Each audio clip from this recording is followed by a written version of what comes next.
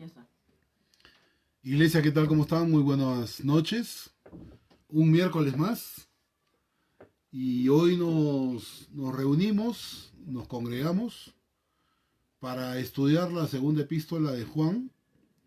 Quiero saludar a los miembros que se están conectando. Gracias por estar ahí.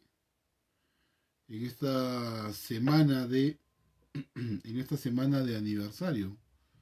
El domingo estamos de aniversario de la Iglesia Calvary y la Semilla. Quien les saluda es Martín Espinosa. Y gracias Miguelito por estar ahí. Y bueno, hoy nos juntamos para estudiar la segunda epístola de Juan. Vamos a intentar, es un poco, aunque son 13 versículos, hay mucha carnecita. Hay mucho de qué hablar, mucho de qué comentar. Así que eh, Miguelito querido, gracias por estar ahí, hermano. Quiero mandarte un fuerte abrazo, brother. Este, ok, entonces vamos a, como todos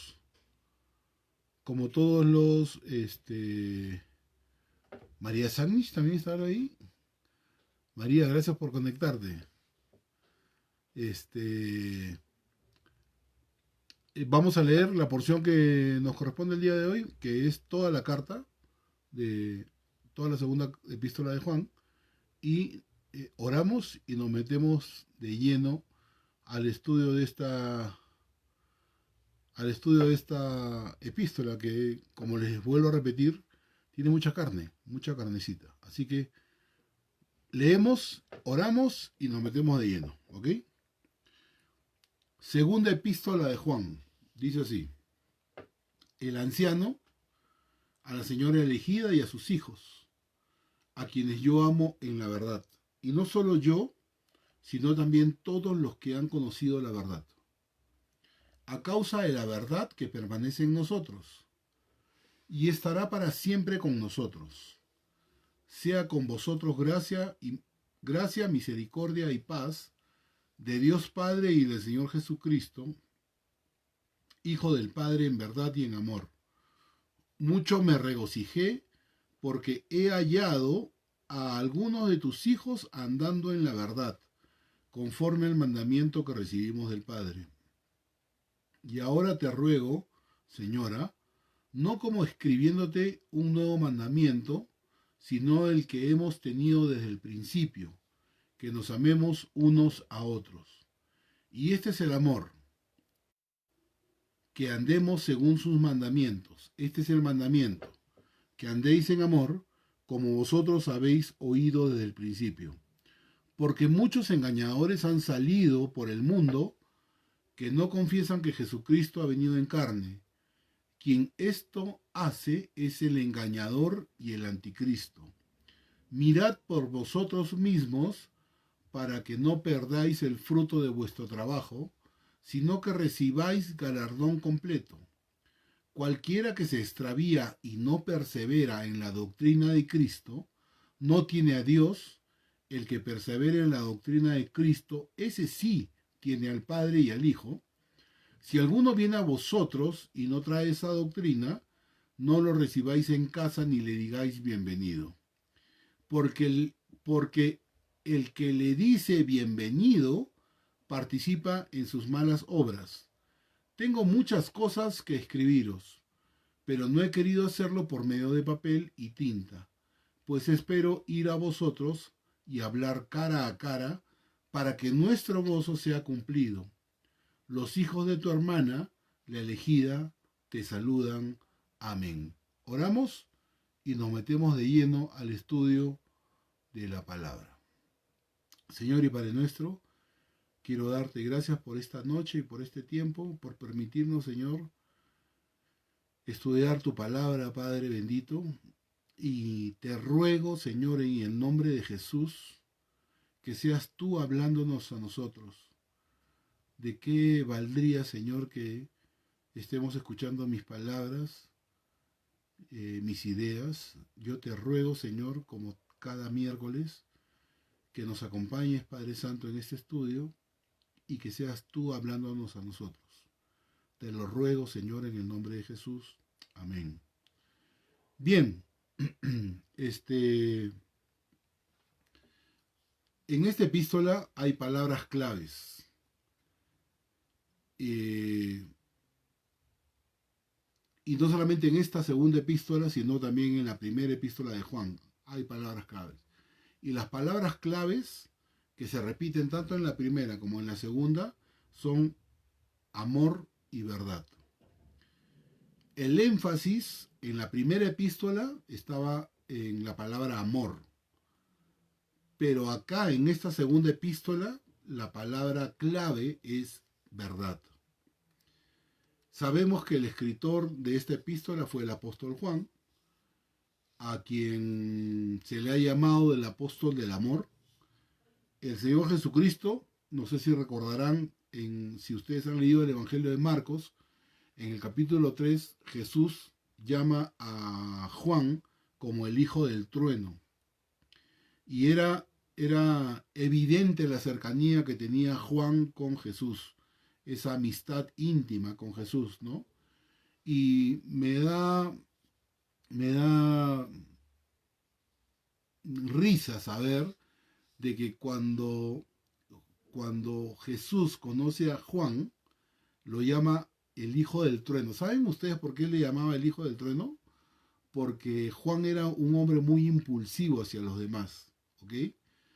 Y curiosamente, cuando él conoce a Juan, lo llama el hijo del trueno, pero después lo llama a Juan el apóstol, o mejor dicho, nosotros le llamamos a Juan el apóstol del amor. Bien, esta carta, esta segunda epístola, fue escrita por allá por el año 90, por el año 100. Esta segunda carta del apóstol Juan fue como el libro de, por ejemplo, de Filemón, que es una carta personal, que fue dirigida a la señora elegida, ¿no? Como una carta personal. Hay algunos comentaristas que hablan que fue dirigida a la iglesia en general. Y con frecuencia se ha mencionado la pregunta sobre si la palabra griega electa era un título, o más bien se refería a una señora cristiana llamada Electa en la iglesia primitiva. Al margen de esto, sabemos que esta carta fue dirigida a un individuo o a una iglesia, pero Juan estaba considerando el envío de esta carta en el contexto a la familia de Dios. O sea, esta carta no está dirigida a un inconverso, ni está dirigida al mundo en general, sino que está dirigida dentro del contexto de la familia de Dios. Aparentemente había una señora cristiana o una iglesia local que estaba ofreciendo hospitalidad a todos aquellos que profesaban o que se decían cristianos. Aunque algunos de ellos eran herejes porque negaban la deidad de Cristo y otras grandes verdades de la fe cristiana. Sin embargo, como que esta señora les daba hospedaje, ¿ok? Les daba hospedaje a estos hombres que decían ser cristianos, ¿ok? Y lo que hace Juan al enterarse de esto es enviar una carta con una advertencia contra este hecho de albergar a tales personas, ¿no? Y creo que este fue el verdadero propósito por el cual Juan escribe esta segunda epístola. Esta segunda epístola gira alrededor de la palabra verdad. Ya le hemos dicho, la palabra clave de esta segunda epístola es la palabra verdad. La verdad es la que tiene que predominar siempre, es la que tiene la máxima prioridad. Creemos que la verdad es la palabra de Dios y esta verdad hay que defenderla. Cuando hablamos de verdad, queremos decir que la Biblia es la palabra de Dios. Cuando hablamos de verdad, queremos decir que la deidad de Cristo y su obra en la cruz fue a favor nuestro. Y miren, y quiero que quede súper claro, Si encontramos algún cristiano que es fiel a estos dos factores, es decir, que dice que la Biblia es la palabra de Dios, y lo segundo, que Jesucristo es, es Dios y que Él hizo una obra acá en la tierra, esa obra la hizo en la cruz a favor nuestro. Entonces, probablemente podamos estar en desacuerdo con algunos cristianos en algunos asuntos no esenciales. Pero si esta persona es fiel a a estas dos cosas, yo puedo considerarla como mi hermano. ¿Ok? Entonces ya lo hemos dicho, la primera clave de la palabra clave de la primera epístola de Juan es el amor, pero es un amor que está limitado, que está dentro del contexto de la familia de Dios, el hecho de amar a los hermanos en Cristo, ¿ok? Los hijos de Dios tienen que amarse unos a otros, ¿ok? ¿Por qué? Porque somos familia, ¿ok? Y esta es la marca, esta es la señal de identificación de un hijo de Dios. El que ama a Cristo tiene que amar a sus hermanos, ¿ok? No es que yo amo a Cristo, pero no me juntes con este de acá. ¿Eh? No quiero saber nada con él. No. Entonces, si alguien no practica la justicia en su vida, no pertenece a Dios. Y esta es la señal exterior de un hijo de Dios. ¿Ok? Si usted no ama a su hermano y nos referimos a su hermano cristiano, a su hermano en fe, entonces usted no es un hijo de Dios. Uno puede conocer si alguien es un creyente genuino a través de su vida justa, a través de su vida recta y especialmente a través del amor entre los hermanos. Si él tiene amor por otros hermanos, ¿ok? ¿Y qué diremos de aquel pecador perdido que no conoce a la familia de Dios, que no es parte de la familia cristiana? La pregunta es, ¿tenemos que amarlo? Sí, hay que amarlo hasta el punto de comunicarles el Evangelio. ¿Ok? No sé si ustedes recordarán la historia de Jonás. Jonás no amaba a los habitantes de Nínive, pero Dios lo envía a esa ciudad porque Dios los amaba a ellos, ¿no? Y Dios les dice a Jonás, ya que yo les amo y ellos han vuelto a mí, Jonás, yo quiero que tú también les ames. Por eso que Dios dice eso. Entonces, amar el mundo, pero en el sentido de llevarles hacia el Evangelio, ¿sí? Compartirles el Evangelio. Uno no puede amar al pecador por su pecado, no. Uno tiene que amar al pecador hasta el punto de llevarles el Evangelio. Y tengo otra pregunta más. ¿Cuál tiene que ser nuestra relación con los falsos maestros? Con aquellos que enseñan que Jesús no es Dios, que aquellos que enseñan que Jesús no vino en carne, que aquellos que enseñan de que Jesús vino solamente en espíritu. ¿Ok? ¿Cuál debe ser nuestra relación con aquellos falsos maestros? Aquellos que niegan la deidad de Cristo. Y ese es el tema que vamos a examinar en el día de hoy. Pero les adelanto que no tenemos que amarlos. Y espero que no se les paren los pelos a decir, Martín está diciendo que no debemos de amarlos. Sí. Y no Martín, por favor, no digan Martín, sino digan Juan. Juan lo deja muy, muy en claro. Juan dice que los creyentes ni siquiera deberían de recibir a estos falsos maestros. Ni siquiera deberían de hospedarlos como se tenía la costumbre en ese tiempo y ahora también, ¿no? Yo sé de pastores que vienen a diferentes conferencias y mucha gente de la iglesia se ofrece para hospedar a estos pastores, ¿no? Y estoy hablando de ahora, ¿no? No de lo que sucedía en la iglesia primitiva. En la iglesia primitiva era algo que se daba constantemente, ¿no? Pero ahora también hay gente que hospeda en sus casas a diferentes pastores. Bueno, pero lo que Juan está diciendo de estos falsos maestros, que ni siquiera deberíamos tener una relación de compañerismo con ellos. Y es fuerte, la verdad, lo que está diciendo Juan. Entonces, el énfasis de Juan en su primera epístola, lo reitero, es el amor. Pero la palabra clave en esa segunda epístola es la verdad. En Juan 14:6 Jesús dijo, yo soy el camino, la verdad y la vida. Nadie viene al Padre sino por mí. Usted ha venido al Padre por medio de Jesucristo. No hay otro camino. Jesús es el camino, pero también Jesús es la verdad. Yo soy el camino, la verdad y la vida. Un dato interesante. Hablamos de dos palabras claves en las epístolas de Juan. Hablamos de amor, hablamos de verdad. Pero hay una tercera palabra clave en estas dos epístolas. Miren el versículo 4 de esta segunda epístola y el versículo 6. Miren, lo voy a leer, lo tengo acá. Mucho me regocijé porque he hallado a alguno de tus hijos andando en la verdad, conforme al mandamiento que recibimos del Padre. Ese es el versículo 4. Y el versículo 6 dice lo siguiente. Y este es el amor, que andemos según sus mandamientos. Este es el mandamiento, que andéis en amor, como vosotros habéis oído desde el principio. ¿Ok? Entonces, andar es la palabra clave. Andar también es una palabra clave, ¿no? Porque he hallado que a alguno de tus hijos andando en la verdad. Y en el versículo 6 dice, este es el mandamiento que andéis en amor. Entonces no solo es esencial amar, hay que amar a los hermanos en la fe.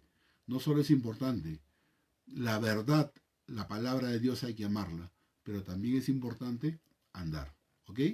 Entonces al estilo de Calvary, vamos a leer el primer versículo y vamos a entender qué es lo que dice este primer versículo y así sucesivamente hasta el versículo 13. Lo voy a leer, versículo 1. El anciano a la señora elegida y a sus hijos, a quienes yo amo en la verdad. Y no solo yo, sino también todos los que han conocido la verdad. Podemos notar que en este versículo se enfatiza la palabra verdad. Dice, a quienes yo amo en la verdad.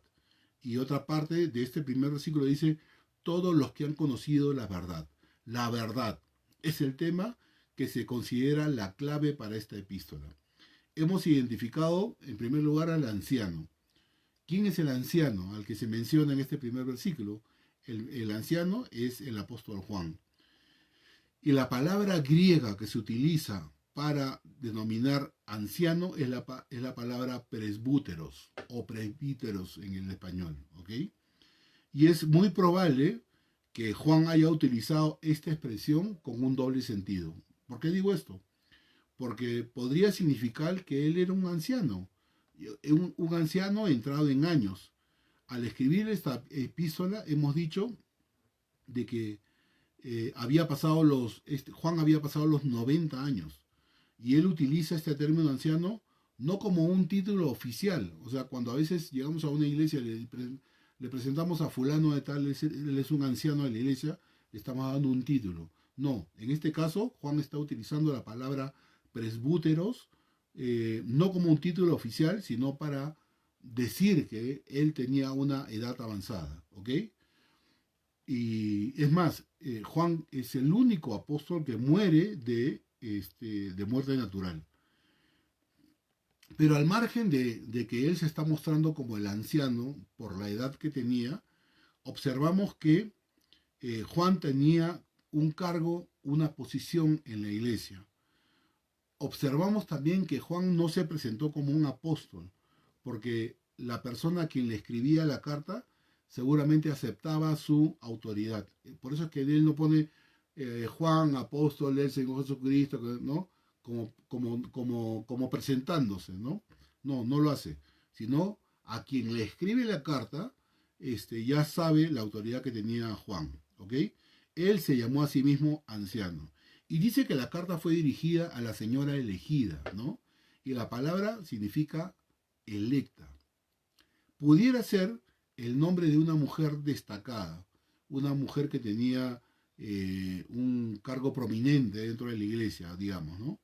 Pudiera ser que esto haya sido una mujer cristiana a quien Juan quería alentar con su carta, ¿no? Y pareciera que está dirigida hacia una persona notable, cuya posición lo hacían capaz de tener influencia o de apoyar el movimiento cristiano. Cabe la posibilidad de que Juan podía haber estado pensando también en la iglesia. Cuando pone a la señora elegida, puede ser que Juan haya estado pensando en la iglesia como la esposa de Cristo. Pudiera ser una manera simbólica de dirigirse a la congregación, a una congregación en particular. Probablemente Juan no mencionó su nombre, ni el de la señora elegida, ni el de sus hijos, ya que en esos tiempos había persecución, ¿no?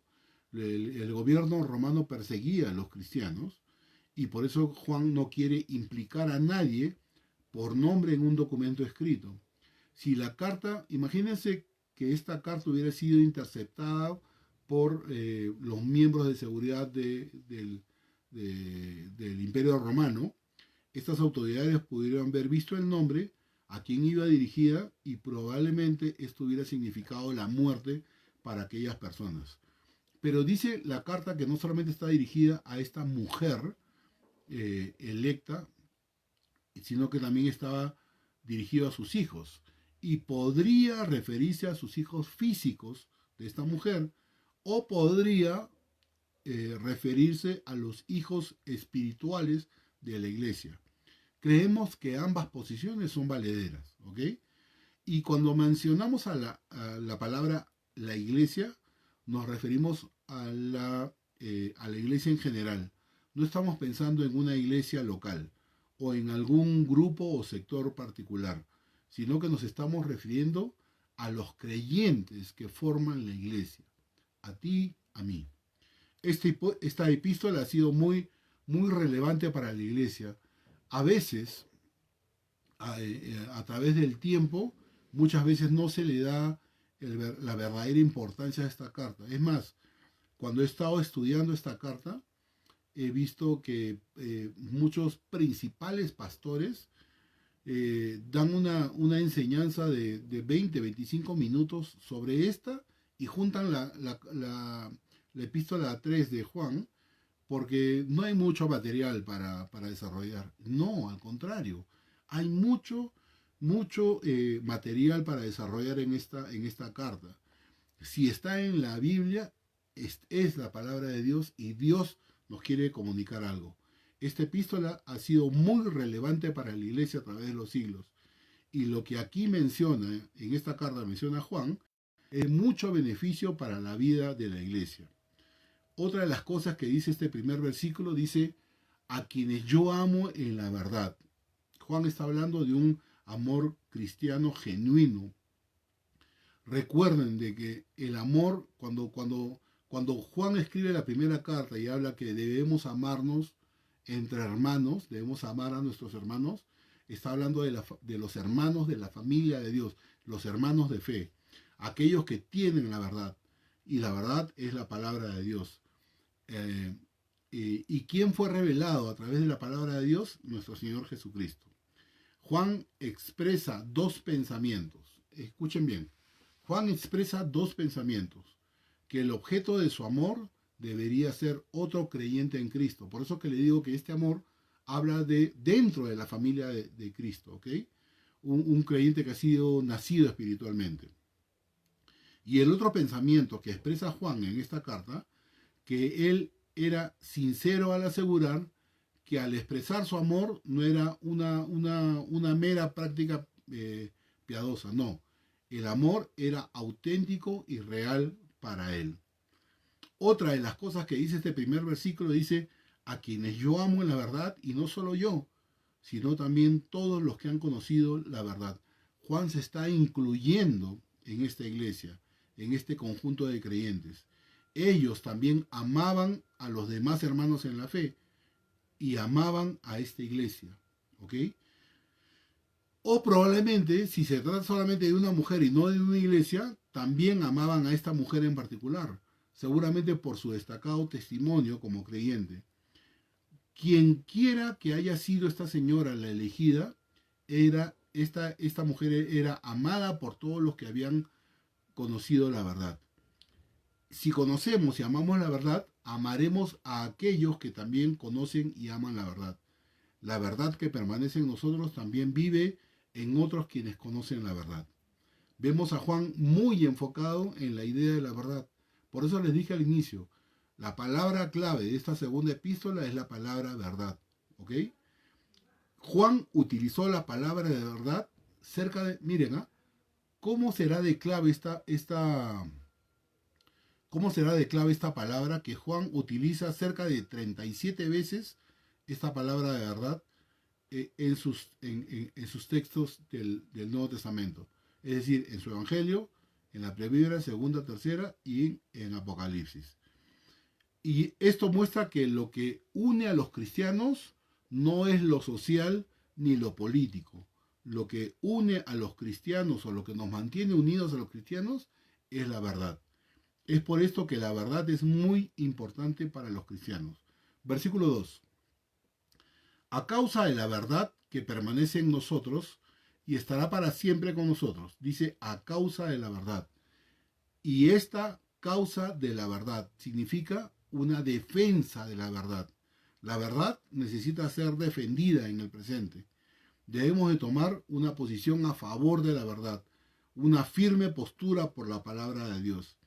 Hay personas que tratan de aparentar que son muy listas, que son muy ingeniosas y que no expresan la verdad con claridad. No dicen las cosas tal como son, no son transparentes, hablan con ciertos rodeos, utilizan figuras retóricas. Pero el caso es que la palabra de Dios nos insta a ser claros en expresar la verdad. Y debemos expresar esta verdad sin temor y sin avergonzarnos. En estos tiempos, cada uno defiende, entre comillas, su verdad. Muchas veces esa verdad es una verdad subjetiva. Gracias a Dios, nosotros los cristianos tenemos a alguien en quien podemos creer confiadamente. Y estoy hablando de nuestro Señor Jesucristo. A causa de la verdad, dijo Juan, que Jesús permanece en nosotros. Es el Espíritu de Dios el que nos revela lo que es real y verdadero para nosotros. Y es el Espíritu Santo el que estará para siempre con nosotros. La verdad es La verdad no va a cambiar. La verdad no va a cambiar. La verdad es permanente, es eterna. Lo que es verdad no es nuevo. Y mire, y esto no es un juego de palabras, sino es la pura verdad. Lo que es verdad no es nuevo. Por eso es que Juan, cuando está refiriéndose a la iglesia a la cual le envía la primera epístola de Juan, dice lo que nosotros hemos enseñado desde el principio. ¿Sí? ¿Por qué? Porque la verdad no es nueva. Y lo que es nuevo, si viene alguien diciéndote te traigo algo nuevo del Evangelio, generalmente no es la verdad. ¿Ok? Esta frase describe lo que es verdadero, lo que es la verdad. Versículo 3. Sea con vosotros gracia, misericordia y paz de Dios Padre y del Señor Jesucristo, Hijo del Padre, en verdad y en amor. El apóstol adoptó un diferente al que utilizaron los apóstoles como Pedro, como Santiago o como Pablo, ¿no? Él dice, sea con vosotros gracia, misericordia y paz de Dios Padre y del Señor Jesucristo, Hijo del Padre, en verdad y en amor. Juan vuelve a mencionar la palabra verdad. Pero no solamente encontramos esta palabra verdad, sino que encontramos tres palabras muy importantes que debemos de conocer a profundidad. La segunda palabra es amor, la tercera misericordia y también encontramos la palabra gracia. Juan está utilizando una versión más amplia de sus saludos, de los saludos que él regularmente utilizaba anteriormente o en otros libros. Dice en verdad y en amor. Juan está escribiendo este tercer versículo y menciona dos de sus temas favoritos, la verdad y el amor. Sin la verdad y el amor de Dios, nunca podríamos tener gracia, misericordia y paz. Y miren, Él dice el Hijo del Padre. El Hijo del Padre. Juan nos está hablando de la concepción milagrosa de Jesús. Algo que los gnósticos en ese tiempo negaban. Una doctrina que es fundamental en la obra de nuestra salvación. Decir que Jesús vino en carne. ¿Ok? Versículo 4. Mucho me regocijé porque he hallado a algunos de tus hijos andando en la verdad, conforme al mandamiento que recibimos del Padre. Juan está diciendo, mucho me regocijé. Juan está mostrando su corazón de pastor. Él se alegra, se regocija de saber que su gente anda en la verdad. Pero lo que sí me dio penita es decir, dice, mucho me regocijé porque he hallado a algunos, no a todos, sino a algunos. ¿Tú eres parte de esos algunos?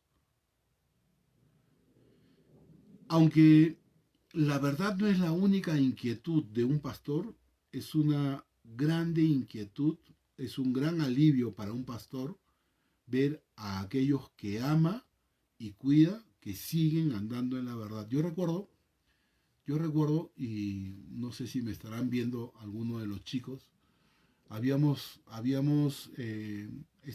estábamos ya en uno de los últimos días de campamento que teníamos de Young Life. Era un campamento evangelístico donde la iglesia Gracia Calvary Chapel de Lima, en unión con el grupo de Young Life, habíamos armado un campamento evangelístico con muy buenos resultados.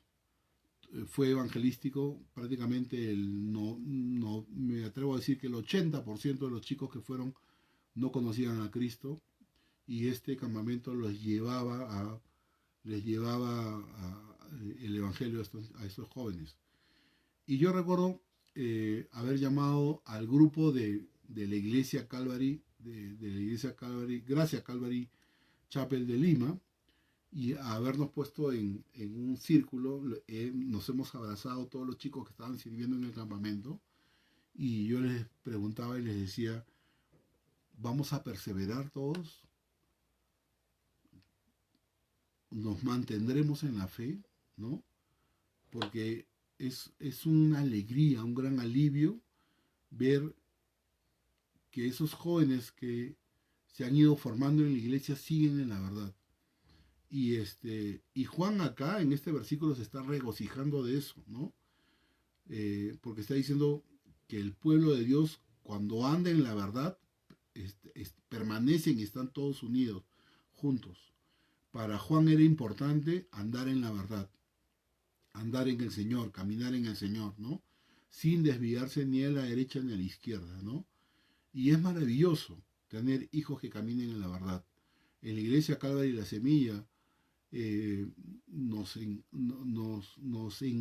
encantaría poder saber que todos los miembros de la iglesia siguen andando, siguen perseverando en la fe, ¿no? Y sí nos daría muchísima pena saber, como dice Juan, que solamente algunos están andando en la verdad, ¿no? Y ya hemos dicho que cuando él dice, he hallado a alguno de tus hijos andando de la verdad, se está refiriendo, que podría estar refiriéndose a sus propios hijos, de esta señora elegida. O podría estar hablando de los miembros de la iglesia que tenía bajo su cuidado, ¿no? En ambos casos, sean hijos de la señora elegida o sean miembros de la iglesia, siempre vamos a querer que todos los miembros sigan permaneciendo y andando en la verdad. Versículo 5. Y ahora te ruego, señora, no como escribiéndote un nuevo mandamiento, sino el que hemos tenido desde el principio. Miren, otra referencia a que la verdad siempre la han tenido desde el principio. ¿Por qué decían desde el principio? Desde la época en la que Jesús inició la comunicación del Evangelio, desde que Jesús empezó su ministerio acá en la tierra, desde el principio, lo que los apóstoles habían visto en Jesús, habían escuchado de Jesús. ¿Por qué? Porque después que muere Jesús, Él asciende al cielo, comienzan a aparecer otros maestros, pero no trayendo la verdad, sino la verdad distorsionada. Por eso es que Juan hace referencia diciendo, no como escribiéndote un nuevo mandamiento, sino el que hemos tenido desde el principio, que nos amemos unos a otros. Mire, dice, ahora te ruego, señora. Miren, ¿quién está hablando? ¿Quién está escribiendo esta carta? La está escribiendo el apóstol Juan. No es un Juan cualquiera, sino el apóstol Juan. Y Juan no era ningún orgulloso, porque si él hubiera sido orgulloso, ¿qué va a estar rogándole a esta señora? Él dice, Juan no era orgulloso como para no rogarle sobre un asunto tan importante, algo que era tan vital para la vida cristiana como el mandamiento de amarnos unos a otros. Y Juan les dice, no como escribiéndote un nuevo mandamiento. Juan sabía que esto no era nuevo para sus lectores. Él está repitiendo el tema a lo largo de la primera carta, ahora, ahora en la segunda epístola, y también de lo que repitió en su evangelio.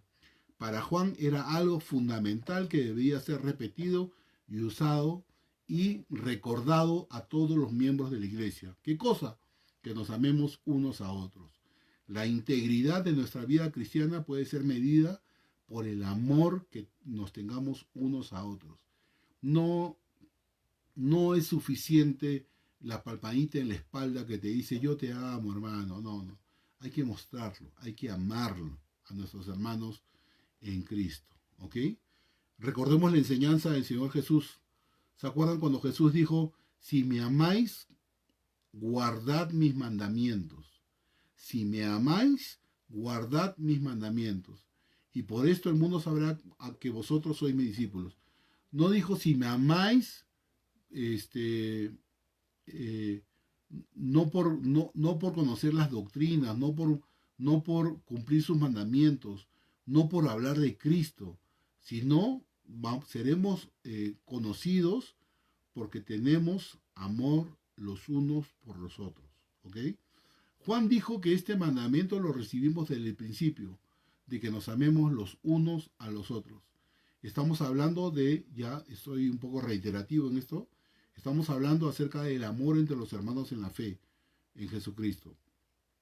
Y este es el equilibrio que necesita la iglesia. La pregunta que cae de madura es, ¿estamos andando en la verdad? ¿Estamos creciendo verdaderamente en el conocimiento de la palabra de Dios? Todos los apóstoles recalcaron y enfatizaron que debemos de andar en amor. Ellos, los apóstoles, enfatizaron el caminar, el andar, el vivir en amor, pero en un amor impregnado y saturado en la verdad. Versículo 6. Y este es el amor, que andemos según sus mandamientos. Este es el mandamiento, que andéis en amor, como vosotros habéis oído desde el principio. Dice, este es el amor, que andemos según sus mandamientos. Si amamos a Dios, debemos de obedecer sus mandamientos. Y no lo hacemos pensando de que los mandamientos de Dios son unas cargas que han sido impuestas encima de nuestros hombros, ¿no? Unas cargas pesadas, no, sino porque podemos ver que es lo mejor para nosotros.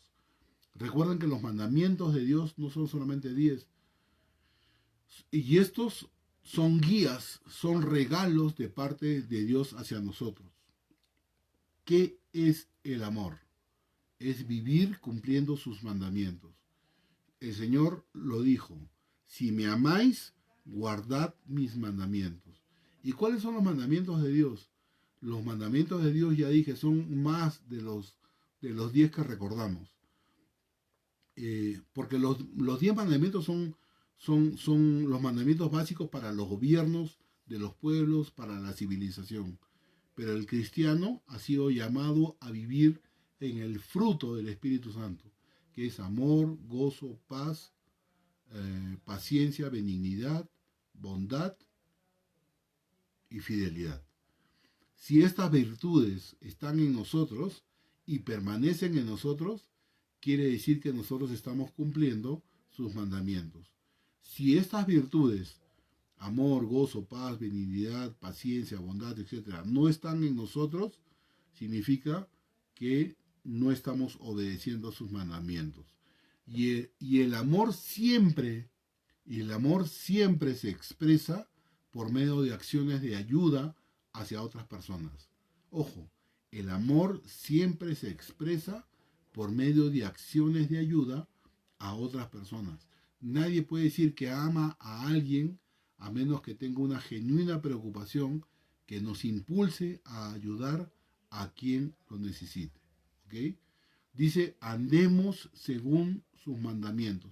El amor verdadero, así es como debe andar. No es un amor vago al que no le preocupa la obediencia. Tampoco es una emoción del amor, ¿no? Recuerden de que el que ama, obedece.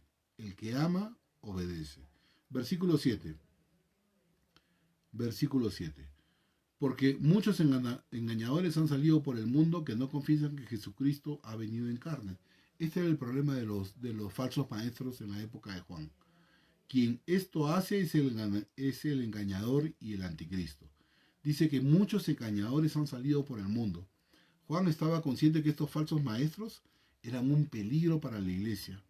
El problema principal en segunda de Juan era que estos maestros y estos misioneros iban regando esa falsa verdad porque iban andando y iban viajando por las diferentes iglesias.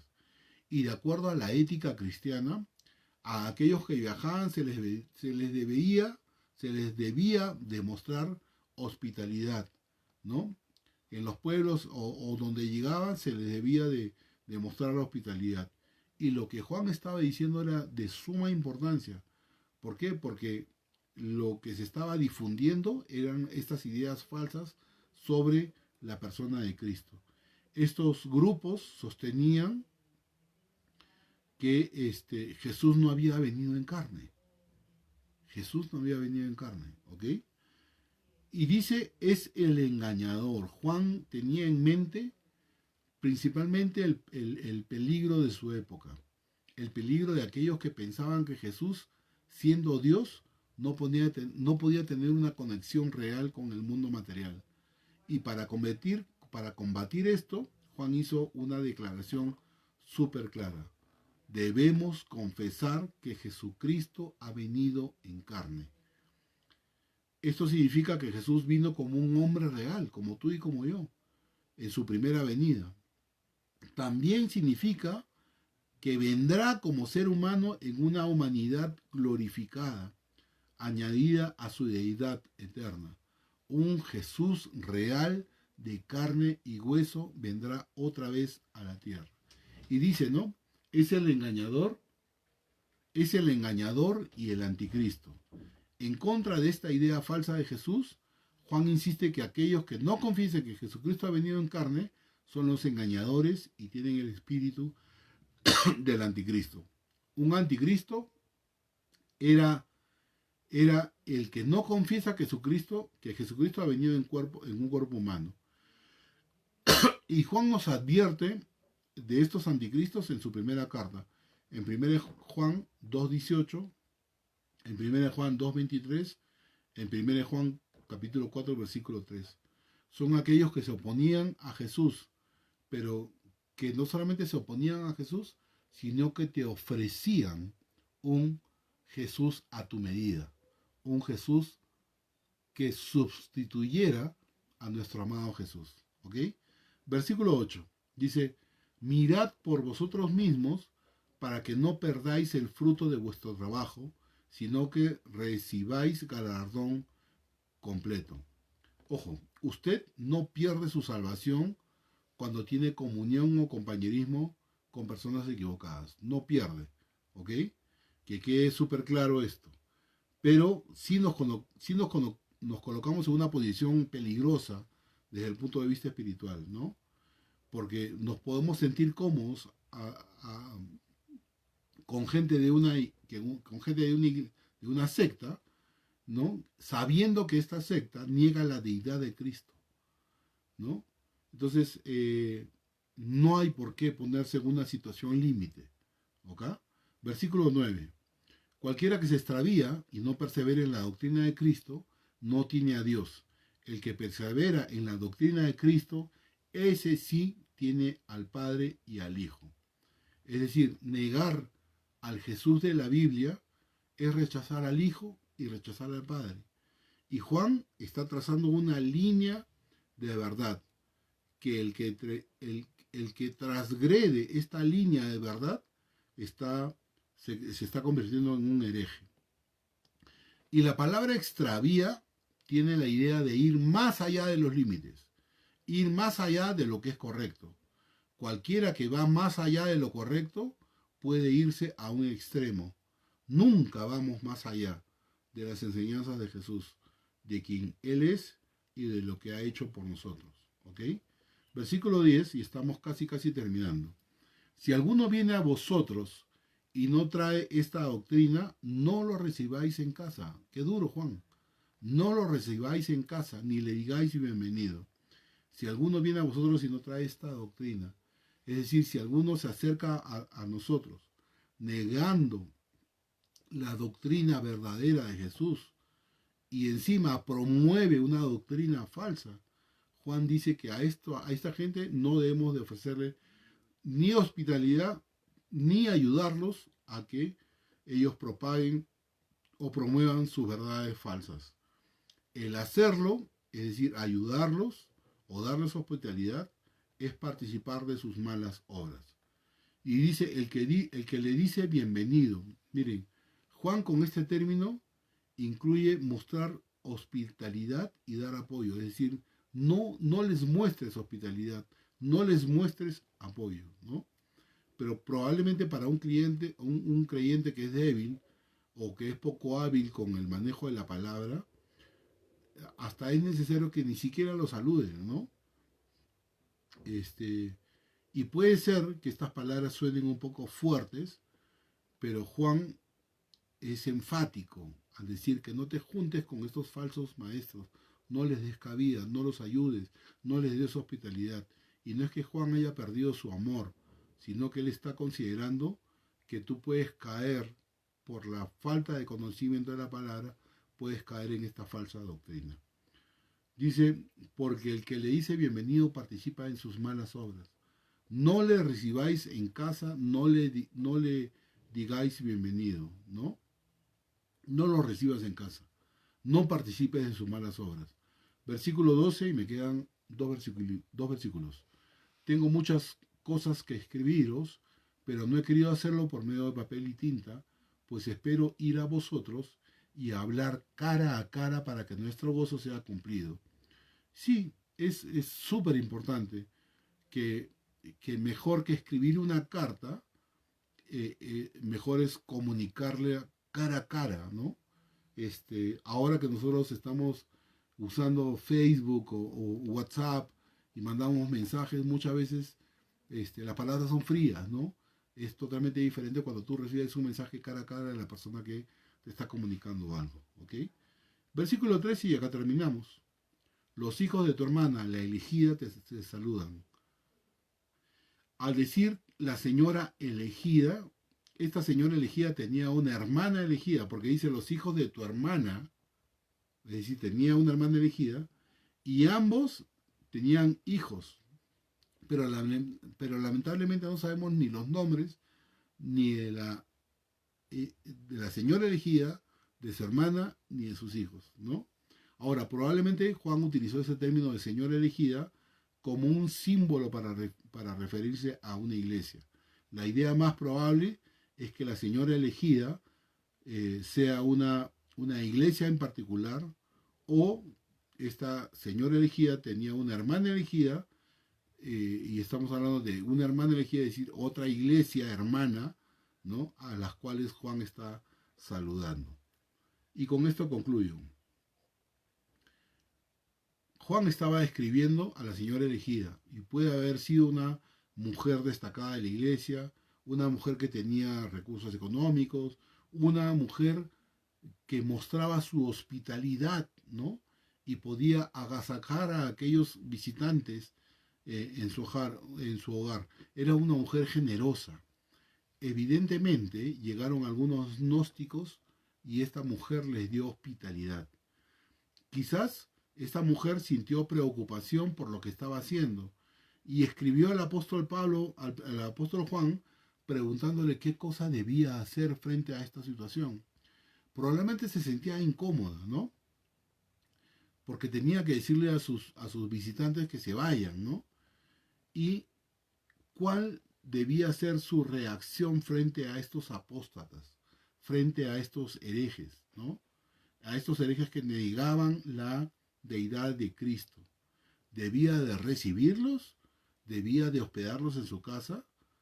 Por eso es que Juan envía esta carta con una respuesta severa y clara, ¿no? Y el versículo 10 de esta carta le dice, si alguno viene a vosotros y no trae esta doctrina, no lo recibáis en casa ni le digas bienvenido. Esta carta es corta, es breve, pero es muy profunda, ¿no? Por el carácter incisivo para señalar qué actitudes debemos de tener nosotros los cristianos cuando nos encontramos en una misma posición.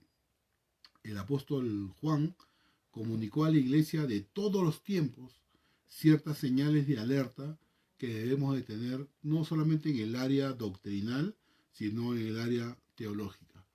Por eso es necesario meternos a estudiar la palabra de Dios. No lo que nosotros podamos escuchar en algunas prédicas de por aquí, de por allá. No, es importante que nos metamos de lleno al estudio de la palabra de Dios.